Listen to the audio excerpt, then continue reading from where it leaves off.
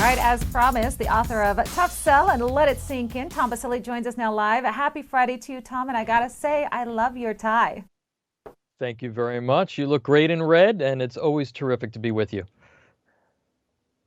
Awesome. Okay, let's go ahead and jump right in. I read this column, this article that you wrote recently, and it's titled, Don't Fear a New Cold War. In the article, you talk about how countries like Russia, China, and Iran are significant threats. Explain.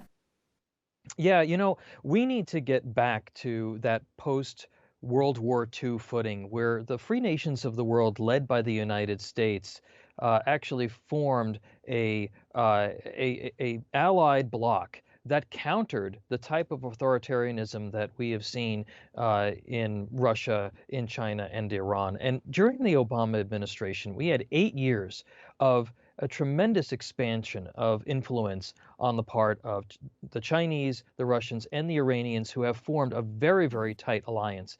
They've moved into the Middle East, into Africa, even into the Caribbean and into Central America, right in our backyard. So coming out of COVID-19, there's been a lot of talk about what does the new world order look like. I think that it happens to look like where we were in that Cold War style footing. Very important for us to understand that it's really naive, this idea of the globalist construct, this globalist movement, where we think that we're going to be able to, where everybody's going to be our friend, we're going to be able to deal with everyone. And what we have seen from China and Russia and Iran is that that's just not possible. So we have to have the courage to be able to lead again, and that's going to have tremendous benefits for our economy and for the expansion of personal and economic freedom for not only the United States, but also our allies.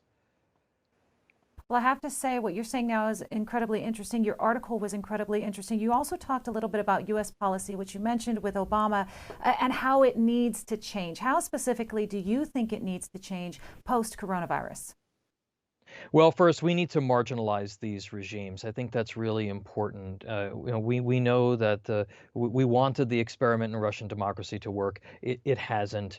Russia has been blackmailing Europe with its energy resources. China has been abusing its position within the WTO, currency manipulation, intellectual property theft, propaganda. The Iranians have been killing Americans and people around the world with their terror networks for decades. So the first thing we need to do with respect to China is we need to put a moratorium on Chinese acquisition of American companies, whether they're biotech companies or the Obama administration allowed a Chinese company to buy a major meat processing company in the United States. We need to start making things here in this country again, particularly things that have that are central to our national security, like pharmaceuticals and like other resources.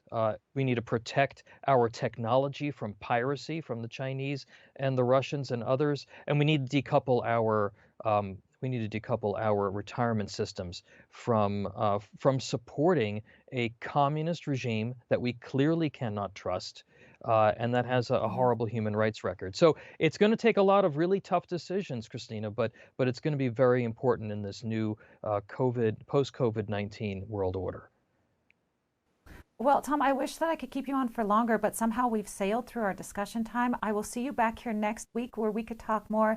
Thank you so much for joining us today. Thank you so much, Christina.